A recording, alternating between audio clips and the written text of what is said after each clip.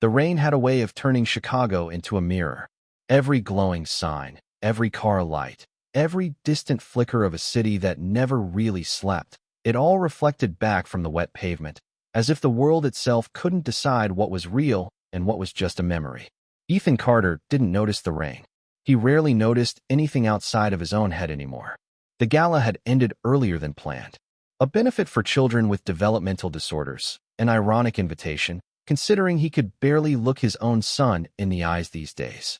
Ethan had shaken hands, nodded at the right times, and written a check with too many zeros to feel sincere. Then he left. No one noticed. He stepped out of the sleek black car, gave a quiet thanks to the driver, and entered the building lobby with the cold confidence of a man who didn't wait for doors to be held open. 49 floors up. Penthouse. He rode the elevator in silence, watching his own blurred reflection in the mirrored walls. A face too young for the lines around his mouth.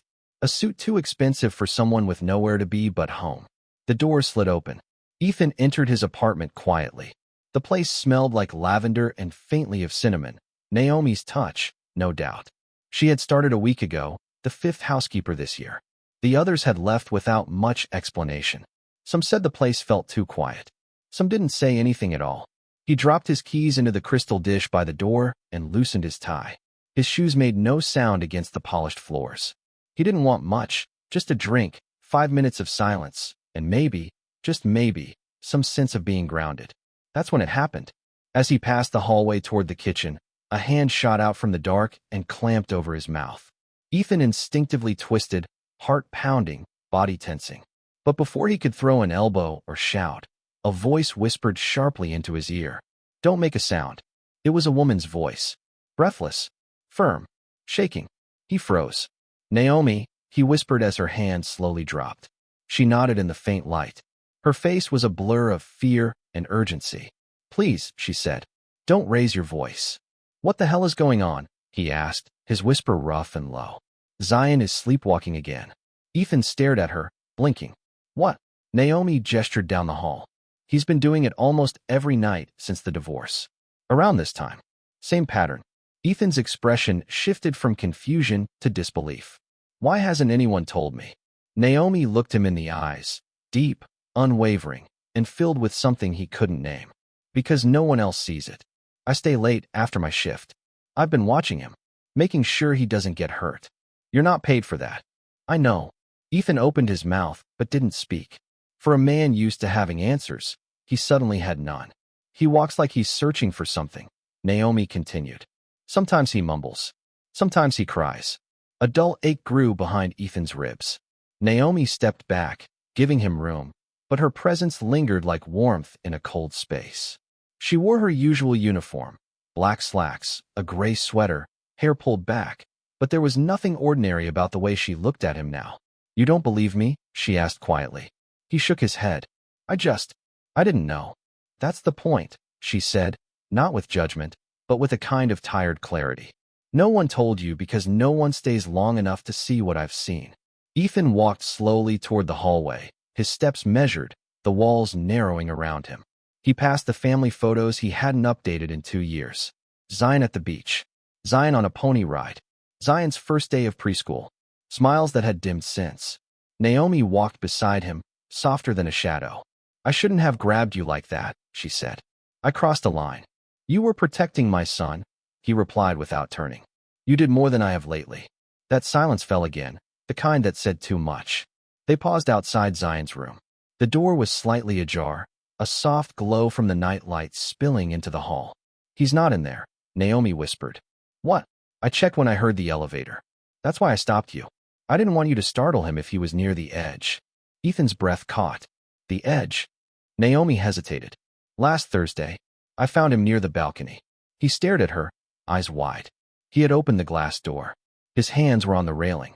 "I got there in time. Just barely." Ethan's knees nearly gave out. "I locked the balcony after that," Naomi added. "Every night. I didn't tell you because I thought maybe it was a fluke. But it keeps happening." Ethan leaned against the wall, the reality sinking in like ice through his veins. "I'm his father," he muttered. "You are," Naomi said gently. "But you're not here." He didn't respond. He couldn't, because she was right. I don't mean to judge you, she said. But you asked what's going on. And the truth is, Zion is trying to find something he's lost. Or someone. They stood there for a moment, both listening, to the silence, to the distant hum of city traffic outside, to the unbearable weight of what was left unsaid. Then, from down the hall, soft footsteps. Both heads turned. A small figure emerged from the shadows, barefoot, pajama-clad, eyes open but unseeing. Zion, Naomi whispered. Ethan moved before he could think. Zion, he called softly, stepping into his son's path. The boy didn't respond. He walked slowly, almost like floating, heading toward the same direction Naomi had warned about, the balcony. Stop, Naomi said under her breath. Don't shout. He's in between sleep and waking. If you scare him, he could panic. Ethan froze, his hands slightly raised. What do I do? Talk to him. Gently. Call him back. He knelt down, voice shaking. Zion. Hey, buddy. I'm here. The boy paused. His lips moved. Mommy. No, Ethan said. It's Dad. I'm home. Zion blinked, and the spell broke.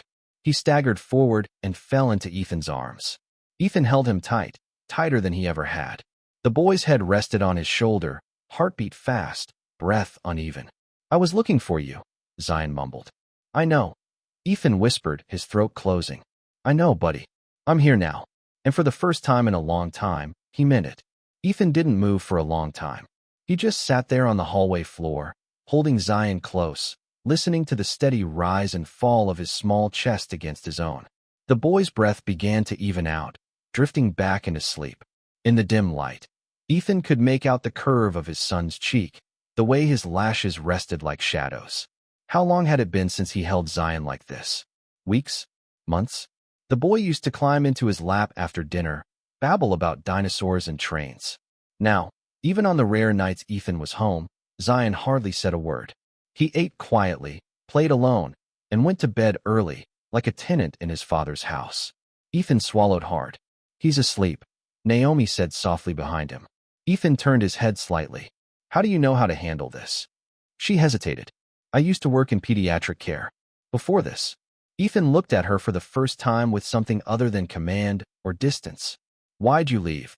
Naomi's eyes met his. They didn't flinch. Because not all kids make it. And after a while, I stopped being able to carry that. He nodded slowly. He understood the weight of loss, even if he didn't know her story. The silence between them wasn't awkward. It was filled with things neither of them was ready to say. Ethan shifted and stood, still cradling Zion. I'll put him back in bed. Naomi stepped aside. She didn't follow, didn't watch. She just waited in the hallway, her arms folded, her face unreadable. Inside the boy's room, the walls were pale blue, dotted with star stickers and quiet shadows.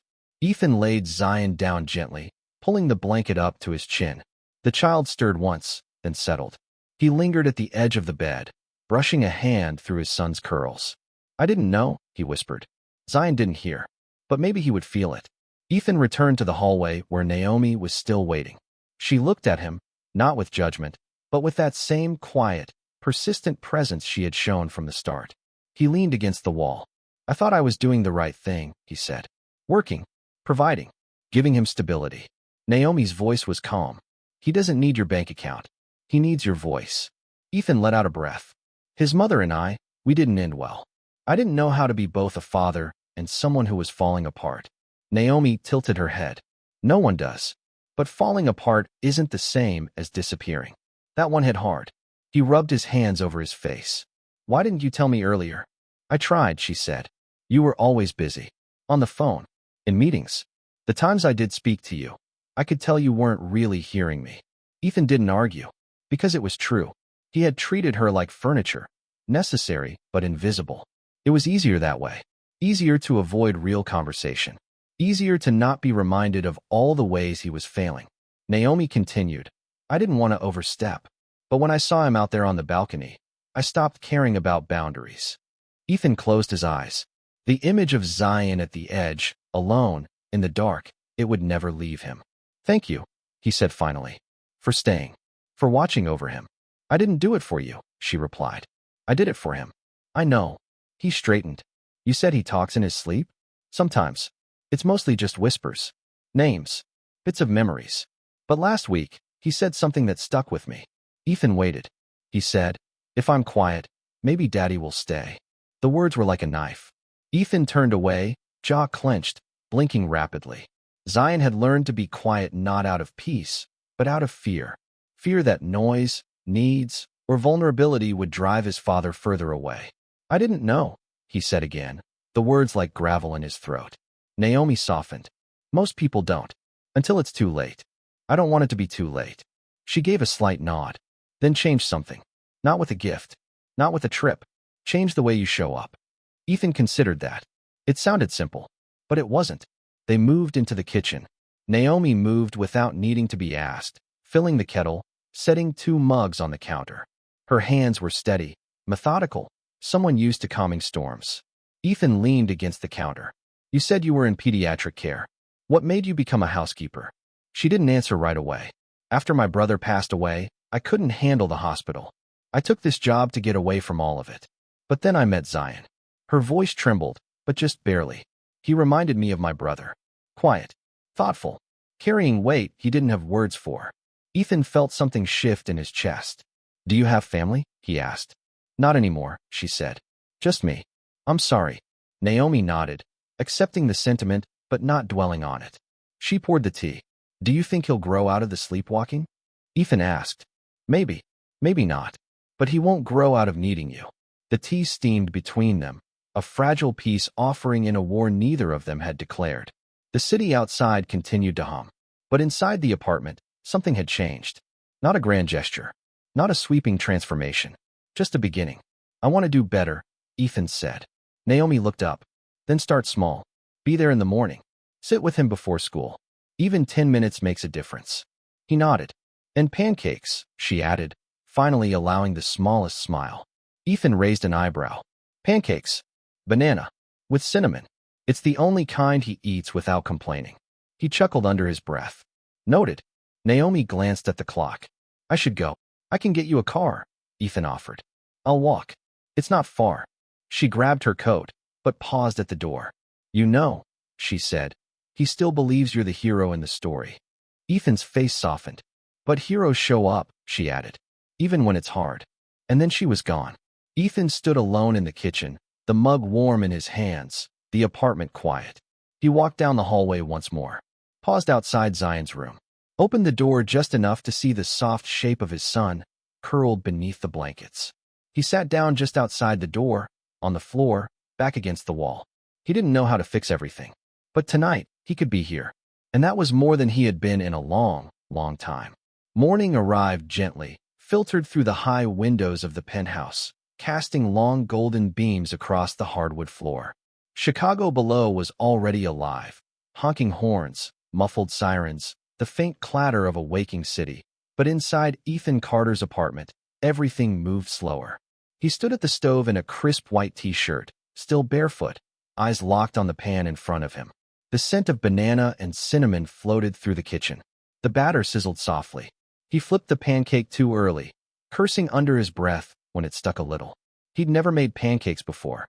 Naomi had left a handwritten note on the counter, ingredients, proportions, and a small line at the bottom that read, "Don't forget the cinnamon."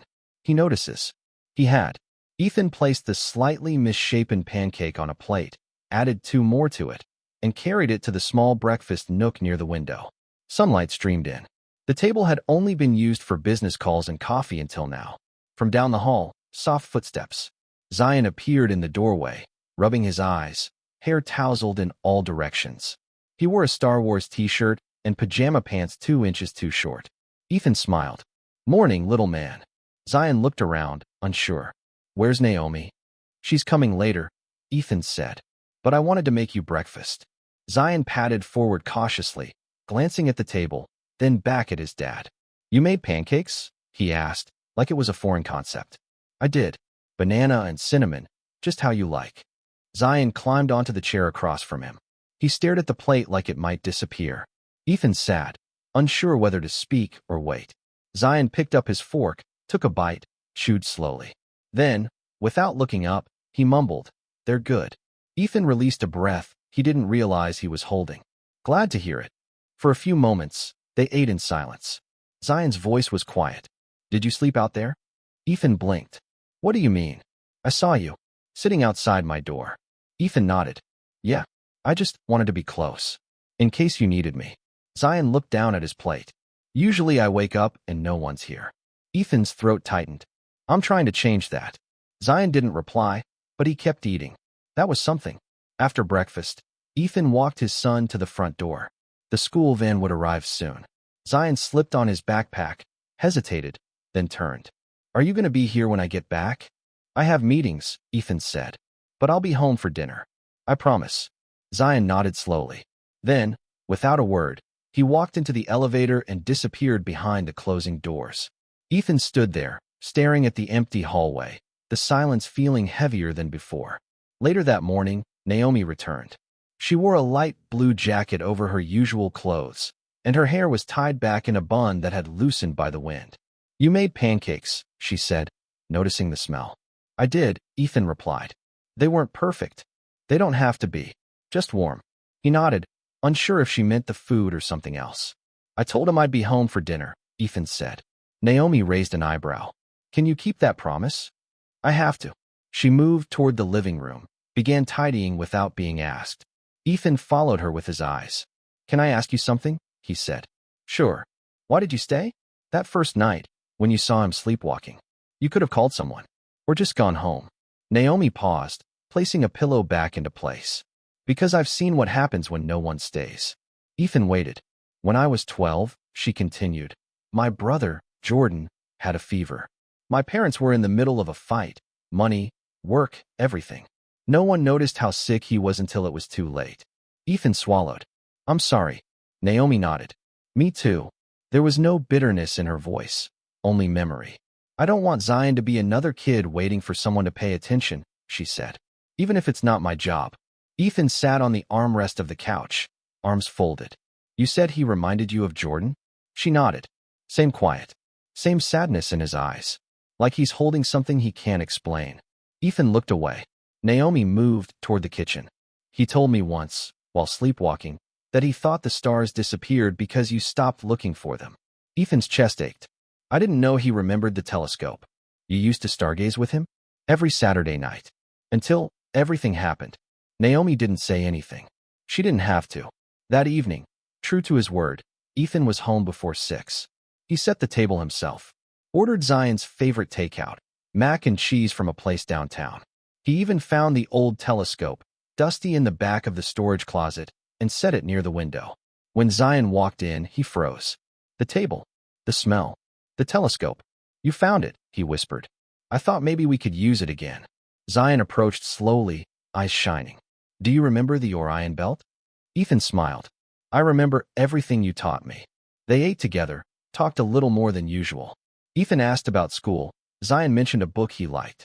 The boy still spoke carefully, like testing a fragile bridge, but the difference was there, small, but real. After dinner, they stood by the window, peering into the darkening sky. Zion adjusted the telescope with the familiarity of an old habit. Ethan watched him, amazed at how much a child could carry and how long they could wait. Do you think the stars are still there when we can't see them? Zion asked. I do, Ethan replied. Just like I'm still here, even when I mess up.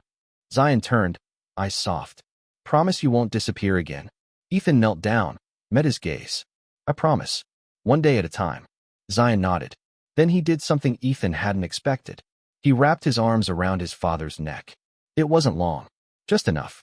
And in that moment, Ethan understood. It wasn't about being perfect. It was about showing up.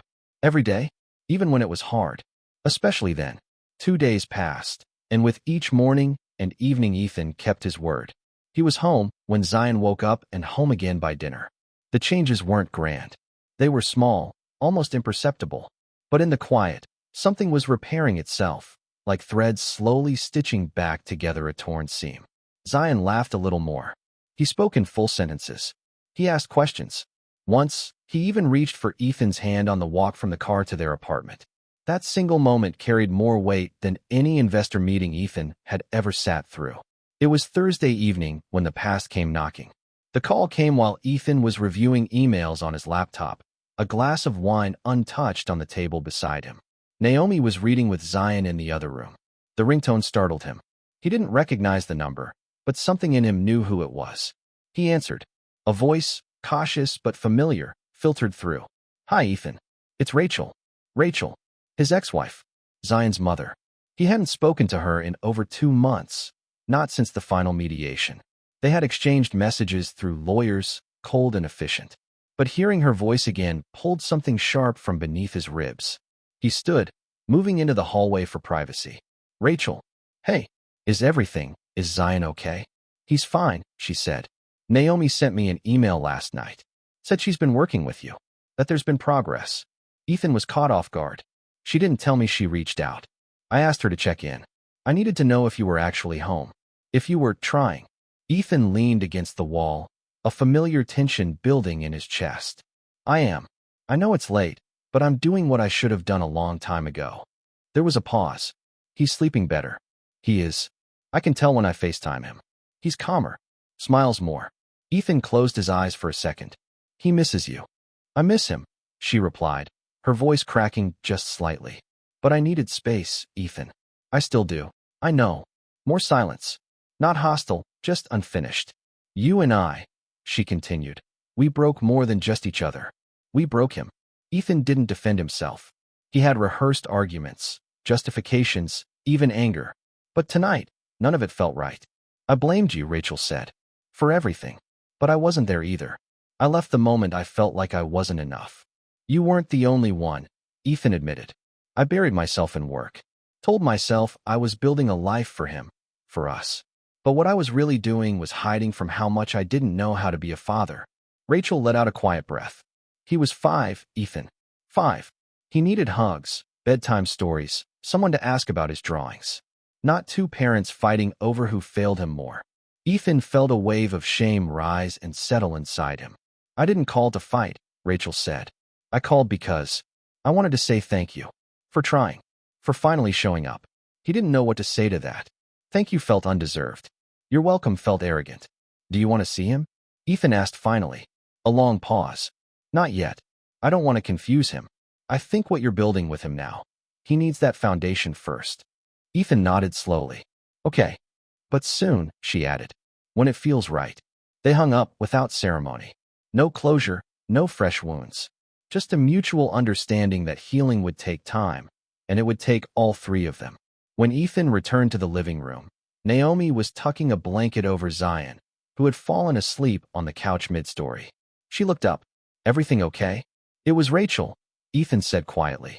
Naomi studied his face. How'd it go? Better than I thought. Worse than it should have. But it was honest. Naomi nodded. That counts for something. He sat down in the chair across from her. The lamp cast a soft glow between them, and the city lights beyond the window pulsed like distant stars. Can I ask you something? He said after a moment. Sure. Do you think I'm too late? Not just with Zion, but in general. Too late to be the man I was supposed to be? Naomi considered that. No, she said. But you're late enough that you'll have to work harder than you would have. You can't just say the right things. You have to show up when it's inconvenient. Listen when it's uncomfortable. And stay when everything in you wants to walk away. Ethan nodded slowly. That's fair. Naomi adjusted the blanket over Zion again. He still believes in you, you know. He shouldn't. But he does. They sat in silence again, both staring at the boy sleeping between them.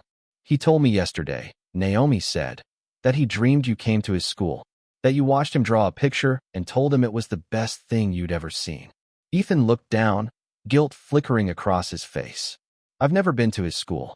Naomi met his eyes. Then maybe that's where you start next. The suggestion settled in his chest like a seed. She stood, gathering her things. I'll be in tomorrow morning. Same time. He nodded. Thank you, Naomi. At the door, she paused. Don't thank me. Just don't stop. When she left, Ethan lingered beside Zion. The boy stirred slightly, turning his head toward the back of the couch, murmuring something too soft to hear. Ethan leaned down, kissed his temple. I'll be at your school, he whispered. Even if I don't know what I'm doing. I'll be there. And somewhere in the quiet, that promise echoed louder than any apology ever could. Friday morning arrived with a gray sky draped over Chicago. The wind was light, but the clouds hung heavy, a gentle reminder that not every day needed to be perfect to matter. Ethan stood in front of the hallway mirror, fixing the collar of his shirt. He hadn't worn anything this casual in weeks, just a simple navy sweater and jeans. No suit, no tie, no pressure to perform. He looked at himself for a long time, unsure of who he was dressing to impress. Naomi appeared in the background of the reflection. "You're really going?" He nodded, still adjusting his sleeves. "Zion's class has art hour at 9. I called the school and cleared it with the teacher." Naomi leaned against the doorway. "That'll mean more to him than you know." "I don't know how to do this," Ethan admitted. "I don't know what to say to his teacher. I don't even know what to bring." "You don't have to bring anything. Just be present." He turned, looking at her. "Do you think he'll be okay with me being there? What if it overwhelms him?" Naomi stepped forward and placed a hand gently on his shoulder. "He won't be overwhelmed. He'll be seen." That was all the confirmation he needed. At 8:45 a.m., Ethan stood outside the classroom door of Zion's first-grade class. The hallway smelled faintly of crayons and pencil shavings. Children's artwork lined the walls: smiling suns, wobbly houses, handprint turkeys from November still taped in place. The door was ajar, and he could hear the cheerful murmur of 20 small voices buzzing with morning energy. He felt something he hadn't in a long time: nerves. A young woman in a denim dress greeted him with a clipboard in hand and paint on her knuckles. "Hi there. You must be Mr. Carter." He nodded. "Ethan." "Yes. I'm Ms. Reyes, Zion's teacher. We're so glad you could make it." Ethan stepped into the room carefully, as though afraid his presence might shatter the delicate rhythm of it all. Zion was seated near the middle, surrounded by a group of kids bent over construction paper. He didn't notice his father at first. Ms. Reyes guided Ethan to a seat at the back of the room. "We're working on emotion collages today," she whispered. "The kids pick pictures and colors that show how they're feeling this week." Ethan looked around. Magazines, glue sticks, scissors. Chaos in the form of creativity. He'd never seen his son in this setting. Focused, surrounded, normal. Then Zion looked up. His eyes landed on Ethan, unsure at first, as though he was seeing something that didn't belong. For a second, neither of them moved. Then, slowly, Zion smiled. It wasn't wide or dramatic, but it was real. Ethan nodded slightly, giving him a thumbs up. Zion turned back to his paper, a little straighter in his seat. Ethan exhaled. He watched as Zion cut out a blue sky from a magazine, then glued it beside a dog, a pizza, and a swirl of green that looked vaguely like a bush. Then he reached for a picture of a man standing with a child, pointing at the stars. Ethan stared. Later, during cleanup, Ms. Reyes approached him again. "He's doing better," she said. "The past few weeks, he was quiet, distant. But this week, he's been more open, participating more." Ethan kept his voice low. "He's been through a lot. I know. Kids carry more than they say. But when someone shows up for them, even just once, it changes how they carry it." Before he left, Ethan approached Zion. "You did a great job today," he said, kneeling beside the small desk. Zion grinned. "Did you see the rocket I drew?" "I did. You even remembered the stars." Zion paused, then reached into his backpack and pulled out the collage. "Do you want it?" he asked. Ethan looked down at the mess of cutouts, the colors, the hidden meanings. He saw joy in the pizza slice, safety in the dog, peace in the blue. And somewhere in the center, that picture of the man and the child beneath the stars. "I'd love that," Ethan whispered. On the drive back, he didn't play music. He didn't check his phone. He just thought about Zion, about the smile, about the long road ahead. That evening, he placed the collage on the refrigerator door with 2 magnets. Zion noticed immediately. "You put it up?" "Of course," Ethan said. "It's art. It belongs where everyone can see it." Zion's smile widened just a little more. Later that night, after Zion had gone to bed, Ethan sat at the kitchen table, nursing a cup of tea. Naomi had stayed a little later than usual to finish some chores, but mostly to make sure Zion stayed asleep. "I saw it on the fridge," she said, sitting across from him. Ethan nodded. "He gave it to me. Just like that." Naomi smiled. "That's not just like that. That's trust." He ran a hand through his hair. "You know, when I first saw him today, I didn't recognize him. Not really. He was so alive. Like he belonged there. He does. I used to think home was the only place I had to show up for him. But it's not. It's everywhere he is." Naomi nodded. "You're getting it." "I'm trying." She reached for her coat. Trying is where it starts. Consistency is where it becomes real. Before she left, Ethan said, Rachel called. Naomi turned slightly, surprised. How did that go? She thanked me. Told me not to rush reintroducing things. Said Zion needs time. She's right. She also said we broke him. Naomi paused at the door. Maybe. But broken doesn't mean ruined. Kids heal faster than adults, if they're given a reason to. Ethan walked her to the elevator. Before the doors closed, Naomi looked up at him. You were the man in the back of the room today, she said. Next time, sit in the front. He smiled. Working on it. That night, after the apartment had fallen into its usual hush, Ethan stood at the window, staring at the skyline. Behind him, on the fridge, a collage flapped slightly from the air vent. It wasn't perfect. Neither was he. But for the first time, he felt like maybe, just maybe, he was beginning to belong in his son's world again. Not as a guest. Not as a regret. As a father. Saturday brought with it the kind of restless quiet that unsettled Ethan more than a full schedule ever had. No meetings. No emails demanding immediate responses. No flights. Just space. Stillness. A whole day ahead, and nothing but fatherhood to fill it. Zion woke early, even without an alarm. He padded into the kitchen still in his pajamas, holding the plush dinosaur Ethan had almost forgotten he'd bought 2 birthdays ago. His hair stood in every direction. You're up early, Ethan said, setting 2 mugs on the table, one with coffee, one with warm milk. Zion shrugged. Didn't have any dreams. Good ones or bad ones. No dreams at all. Ethan wasn't sure if that was better or worse, but he nodded.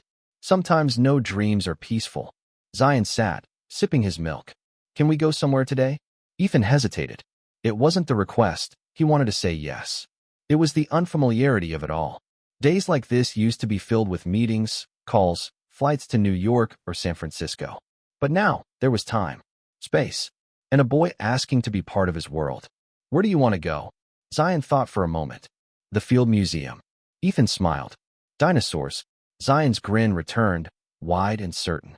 Yep, and mummies. By 10, they were on Lakeshore Drive. Zion pressed against the window as the lake blurred past, the skyline rising like jagged teeth. It was the kind of day families took for granted.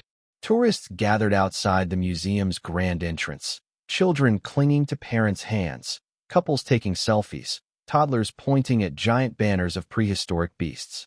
Inside, Zion led the way. Ethan followed, letting him decide the pace, the route, the stories. At the T-Rex skeleton, Zion rattled off facts he'd memorized from books and cartoons. At the ancient Egypt exhibit, he stood still before a sarcophagus, his eyes wide with wonder. Do you think they were scared? Zion asked. Who? The people who died. The ones in the boxes. Ethan knelt beside him. I don't know, but I think maybe they believed they were going somewhere else. Somewhere better. Zion turned toward him, like when Mommy left. Ethan blinked, caught off guard by the shift. What do you mean? She said she had to go somewhere else. But she didn't take me. Ethan felt the ground beneath his feet tilt, just slightly. They were surrounded by glass cases and informational plaques, but here was the real exhibit. A boy opening a door Ethan hadn't dared to knock on. She didn't leave because of you, Ethan said gently. She left because things between us weren't working. And I think she believed that it would be better for you to be somewhere stable. Zion looked at him carefully. Were you mad at her? Ethan paused. I was. For a while. I was mad at everything. At myself. At her. At how fast everything fell apart. But being mad didn't help anyone. Zion nodded slowly. I was mad too. Ethan reached for his hand. You're allowed to be. But it's also okay to talk about it.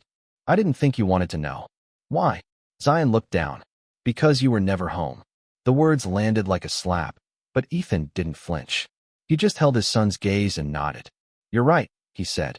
And I'm sorry. Zion didn't answer. He didn't need to. He squeezed his dad's hand once, then pulled him toward the next exhibit. By the time they left the museum, the sky had darkened. Clouds moved fast over the lake, wind whipping across the steps. Looks like we just missed the storm, Ethan said. But they didn't. It came later that evening, after dinner, after laughter, after Zion had gone to bed, and Ethan sat on the couch reading a parenting article Naomi had suggested. The thunder began distant, barely a hum. Then the screaming started. Zion's scream tore through the apartment like glass shattering. Ethan dropped the tablet and sprinted to the bedroom, heart pounding. He burst through the door and found Zion sitting upright, drenched in sweat, eyes open but unfocused. "Zion," he said, rushing to the bed. "It's me. It's Dad. You're safe." Zion thrashed, kicking at the sheets, muttering through choked sobs. "Don't go. Don't go. Don't leave me here." Ethan climbed onto the bed, wrapped his arms around his son, held him tight. "I'm not going anywhere. I'm right here. You're okay." But Zion didn't hear him.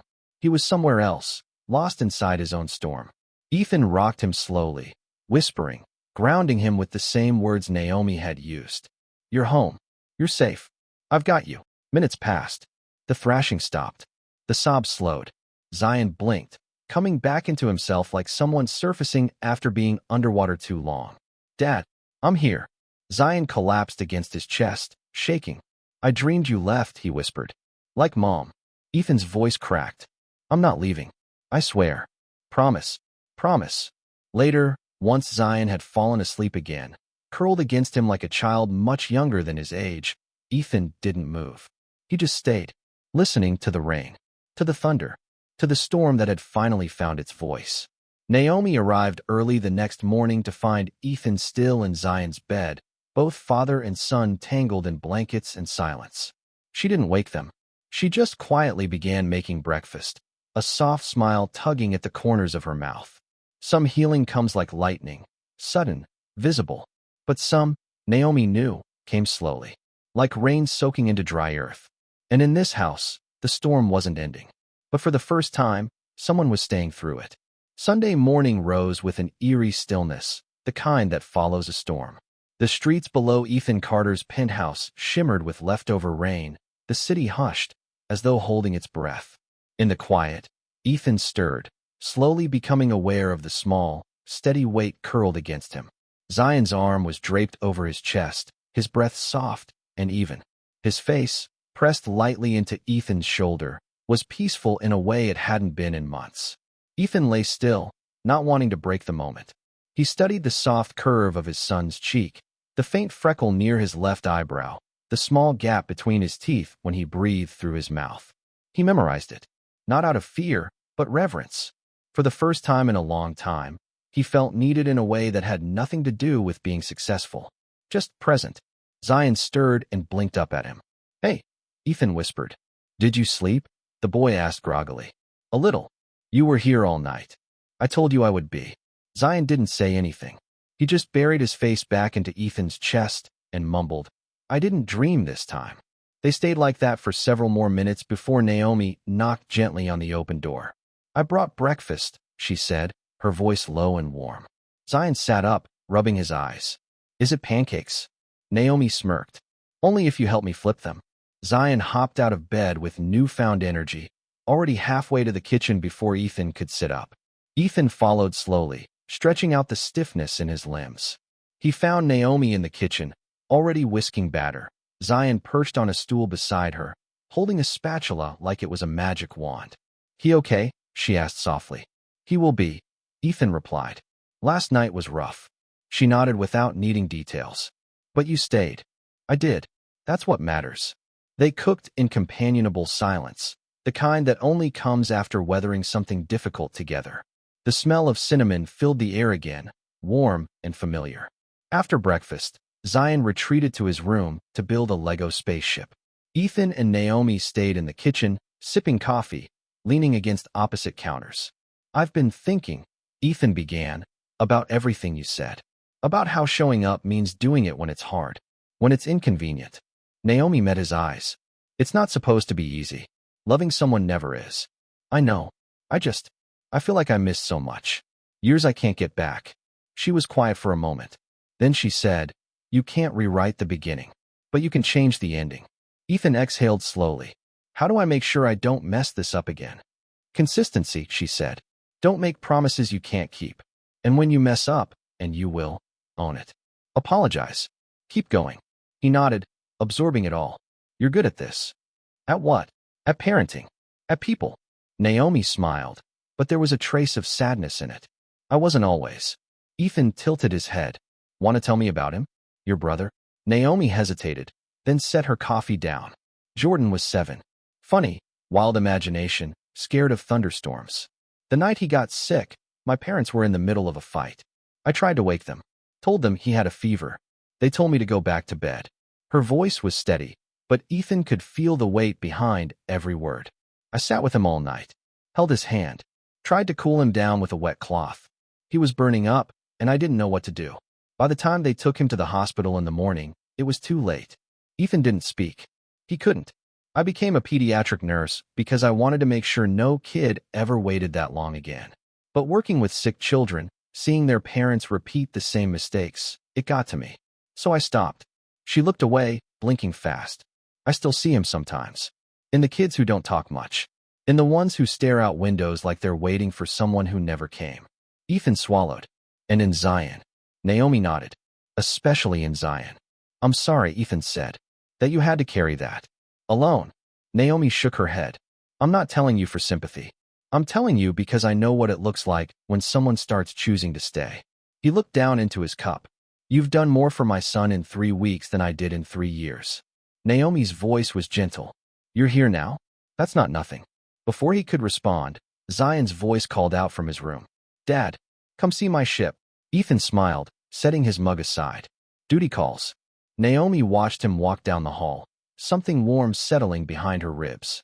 In Zion's room, pieces of Lego were scattered across the carpet like confetti.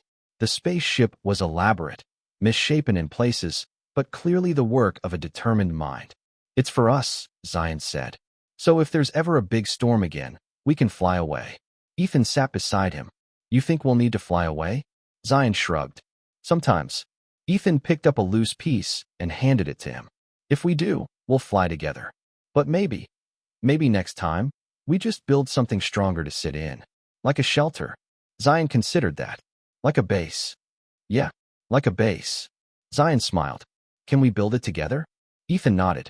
Absolutely. They spent the next hour adding walls and windows, making sure the base could withstand imaginary lightning and Lego-sized floods. And though it was all pretend, Ethan knew they were building more than just a toy. They were building trust. Together. That night, when Ethan tucked Zion into bed, the boy looked up and asked, Are you going to stay again? Ethan brushed his hair back. Yes, right here. Zion reached for his hand. Good, 'cause I sleep better when you're close. Ethan leaned in and kissed his forehead. Me too. In the living room, Naomi was gathering her things when Ethan stepped out. I told him I'd stay the night again. Naomi smiled. He'll remember that. Ethan hesitated. I've been thinking about something else too. What's that? You said you weren't staying for thanks. But still, thank you. Not just for what you did for Zion. For what you've helped me see. Naomi nodded. Just don't unsee it. I won't. She opened the door, but paused before leaving. He's not the only one building something new, Ethan. So are you.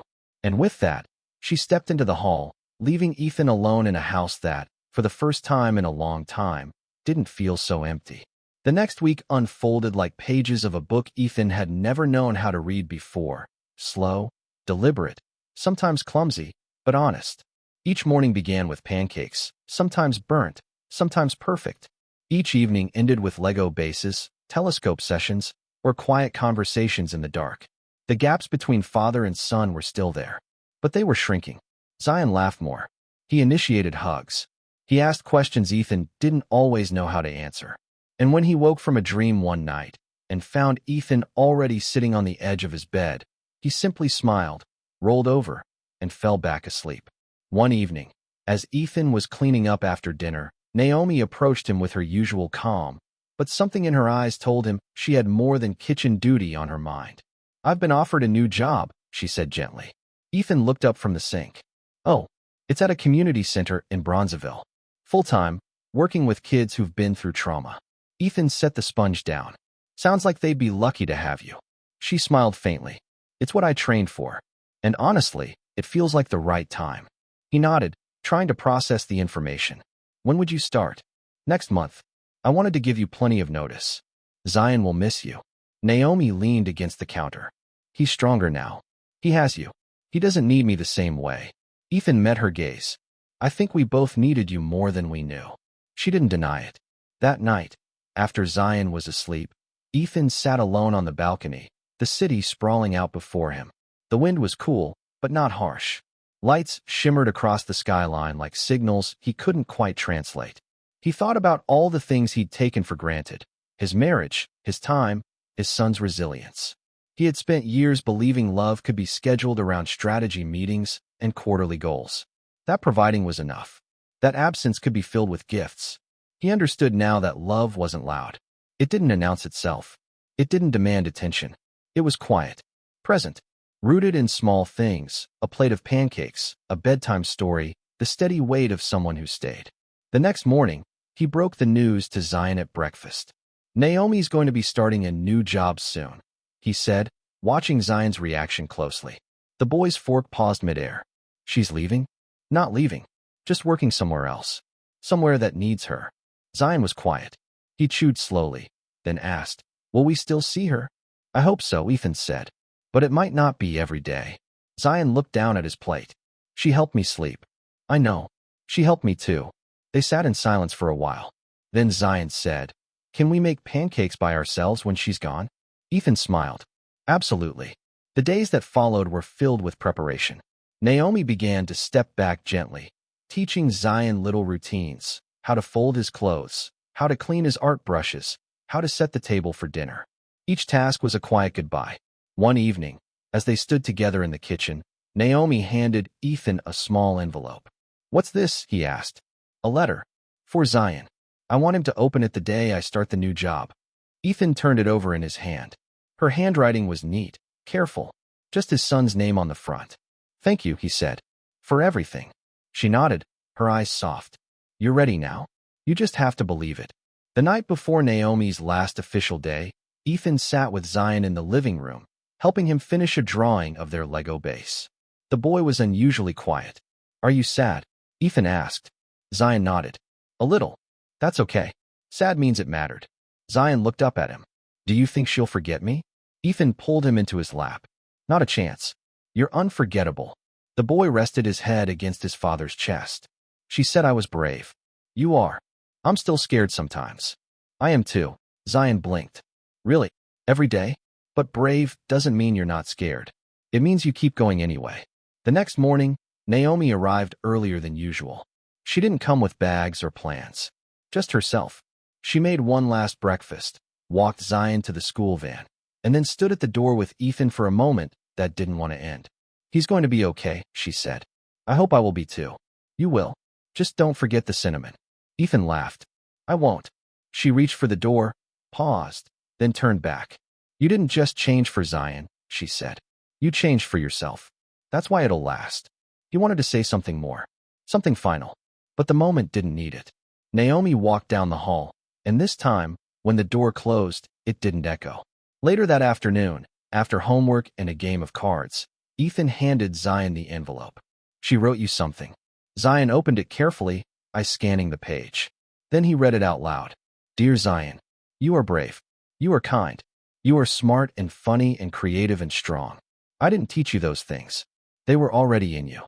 I just had the chance to see them. Now your dad sees them too. That's all I ever wanted. Love, Naomi." When he finished, Zion was quiet for a long time. Then he folded the letter, placed it carefully into a drawer, and turned to Ethan. "She saw me." Ethan pulled him close. "I see you too." Zion didn't cry. He didn't need to. He had been heard. That night, as Ethan turned out the lights and prepared to sit by Zion's door like he always did, the boy called out, "Dad." "Yeah, buddy. You don't have to stay outside tonight. You can just sit by me." Ethan stepped inside, sat beside the bed, and took his son's hand. "I'd like that." In the quiet, neither of them said anything more. They didn't need to, because sometimes the most powerful things live in the space between words. And in that silence, Ethan finally understood what presence truly meant. The days following Naomi's departure felt quieter, but not empty. It was a different kind of silence, one filled with intention, not absence. Ethan moved through the apartment with a new rhythm. He wasn't just adjusting to life without Naomi's steady presence. He was learning to carry what she had left behind. Every morning, he woke up early enough to sit with Zion for breakfast. They made pancakes 3 times a week, eggs the rest. Ethan never got the flip quite right, and Zion liked to count how many landed slightly off the plate. It became their game, their language. After school, They took walks when the weather allowed, sometimes to the park, sometimes nowhere in particular. Other days, they stayed in, drawing spaceships and reading stories until dinner. Ethan learned to find comfort in routines that used to feel like interruptions. One Thursday evening, Ethan received an email from Ms. Reyes, Zion's teacher. She wrote, "I thought you'd want to know that Zion volunteered to speak during our class circle today." He shared a drawing he made of his home base, you and him, building things together. He said, "My dad used to be busy, but now he builds with me." Ethan read the email twice. Then again, he sat back in his chair, letting the words settle in his chest. Used to be busy. It wasn't just a phrase. It was a declaration, a shift, proof that the past didn't have to define the present. That night, he shared the message with Zion. The boy shrugged, clearly proud but unsure why it mattered so much. "You said something really important," Ethan told him. "You showed that people can change." Zion tilted his head. "You're not going back to being busy again, right?" "Not the kind of busy that keeps me away," Ethan said. "Good. 'Cause the base needs both of us." That weekend, Rachel called again. Her voice was warmer this time, lighter somehow. "Zion told me about your Lego base," she said with a small laugh. "He said it's stormproof now." Ethan smiled into the phone. "We've had some practice. I wanted to ask," she continued, "if it might be okay for me to visit soon. Just for the afternoon. No pressure. No confusion. Just see him." Ethan paused. "I think that would be good. He doesn't talk much about the divorce," Rachel added. "But when he does, he says things like, 'It was loud.'" Ethan closed his eyes. "It was." He also said, "It's quieter now. My dad hears me." They made plans for the following Saturday. Rachel would come to the apartment around noon, spend a few hours with Zion, and see where things went from there. When the day arrived, Zion was both excited and nervous. He helped clean the living room, then insisted they make banana pancakes, just like Naomi taught us, to impress his mom. "She'll know we're okay now," he said. Ethan helped without overstepping, letting Zion take the lead. He noticed how his son moved now, with more confidence, more presence, like he'd reclaimed something invisible. When the doorbell rang, Zion answered it himself. Rachel stood in the hallway, unsure for a moment, but when she knelt down and opened her arms, Zion ran into them. They didn't say much. They didn't need to. Ethan watched from the background, the way Naomi once had, letting the moment belong to someone else. For the next few hours, they played card games, looked at drawings, talked about school. Rachel noticed the telescope by the window. "You still use this?" she asked. Zion nodded. "Dad and I look at the stars sometimes." Rachel smiled. "You used to say the stars helped you sleep." "They still do. But now, Dad stays until I fall asleep. So it's easier." Ethan caught her eye across the room. There was no blame, only understanding. As the visit came to an end, Rachel hugged Zion again. "I'm proud of you," she whispered. "You're doing really well." Zion looked at her. "You can come back again, right? If it's okay with you and your dad." Zion turned to Ethan. "Can she?" Ethan nodded. "Of course." Rachel stood at the door, holding her coat. "You've done a good job, Ethan. I had help." After she left, Ethan found Zion on the balcony, looking up at the early evening sky. "Mom still loves me," the boy said. "She never stopped." Zion leaned against the railing. "I think I stopped loving me for a while." Ethan moved beside him. "Why do you think that?" "Because everything changed. And I thought it was my fault. That maybe I wasn't enough." Ethan's heart cracked, clean and deep. "You were always enough. We were just too broken to see it." Zion didn't speak for a while. Then he asked, "Do grown-ups ever stop being broken?" Ethan looked out at the horizon.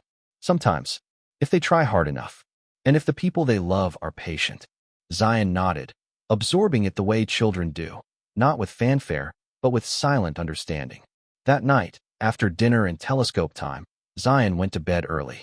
Ethan stayed up late, not because he was busy, but because he needed to write.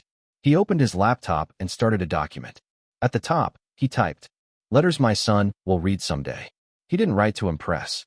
He wrote to remember, to record the moments he might otherwise forget. The missed birthdays, the burned pancakes, the storm-filled nights, the quiet victories. He wanted Zion to have something, anything, that said, "You mattered. You were seen. I was trying." The next morning, he printed the first page and folded it neatly. On the front, he wrote, "For Zion, when you're ready." Then he placed it in the same drawer where Naomi's letter still lived. Side by side, two voices that had helped carry a boy through silence, through confusion, through loss, and into love. Real love. Not the kind that shouts from the rooftops, or appears only on birthdays, but the kind that wakes up early, that stays up late, that listens without needing to fix, the kind that doesn't disappear when things get hard. Ethan looked out the window as the city began to stir again. Another day, another chance. He didn't know what storms still lay ahead, but for now, he had a home that hummed with quiet healing, and a son who finally slept through the night. It was a Tuesday morning in late spring when Zion woke up before the alarm. The light creeping through the curtains was soft and golden, the air still cool from the night. He sat up slowly, blinking sleep from his eyes, then turned toward the doorway. Ethan was already there, sitting on the floor just outside his room, back leaned gently against the wall. Zion smiled. "You stayed." Ethan looked up, eyes a little tired but steady. "Of course I did. You didn't even fall asleep on the couch. I figured if I was going to fall asleep waiting, might as well be right here."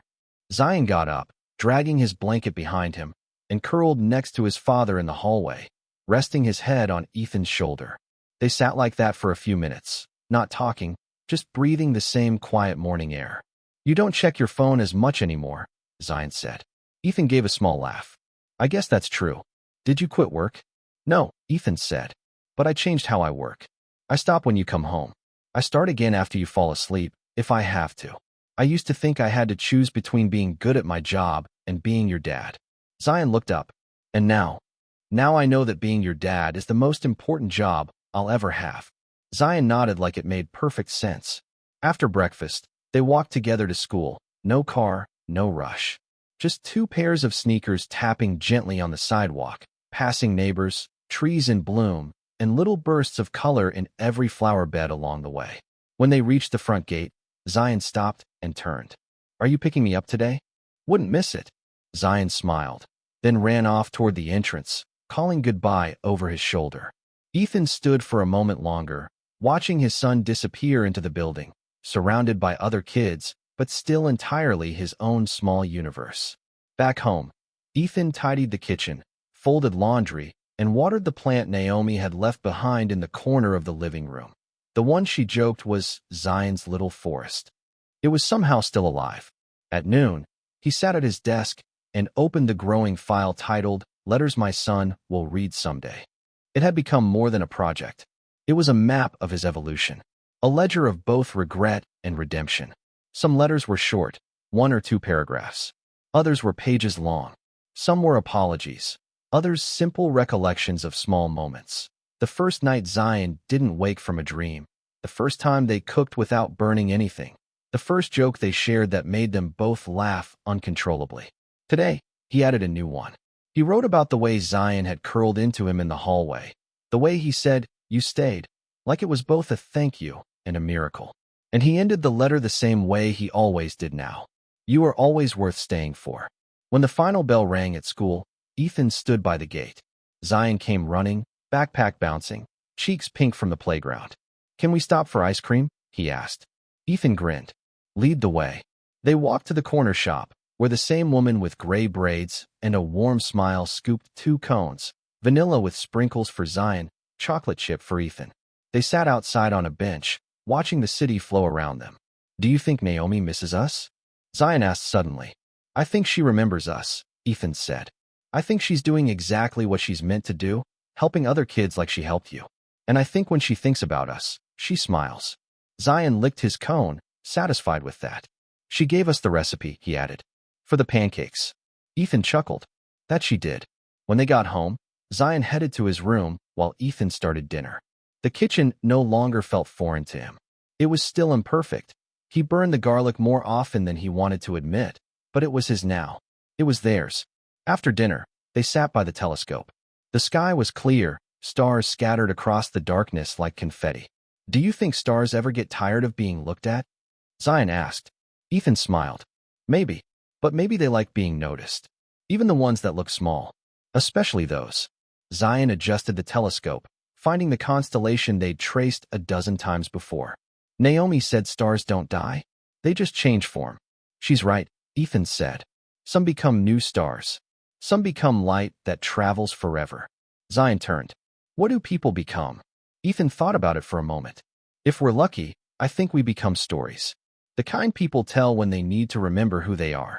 That night, after Zion had fallen asleep, Ethan sat by the fridge, staring at the two letters still tucked beneath magnets, Naomi's and his own first letter to Zion. He reached for a fresh page. Dear Zion, today you asked me what people become. I didn't have a perfect answer. But here's what I hope you become. Someone who listens. Someone who stays. Someone who remembers that the quietest kind of love is often the strongest. Love, Dad. He folded the page and placed it in the drawer. Then he turned out the lights, stepped into the hallway, and paused by Zion's door. The house no longer echoed. It didn't feel like a place waiting for life to return. It was full now, in ways no square footage or designer furniture ever could match. It had seen anger, guilt, distance, silence. But it had also seen pancakes, letters, laughter, healing. It had become the house that stayed. And so had he.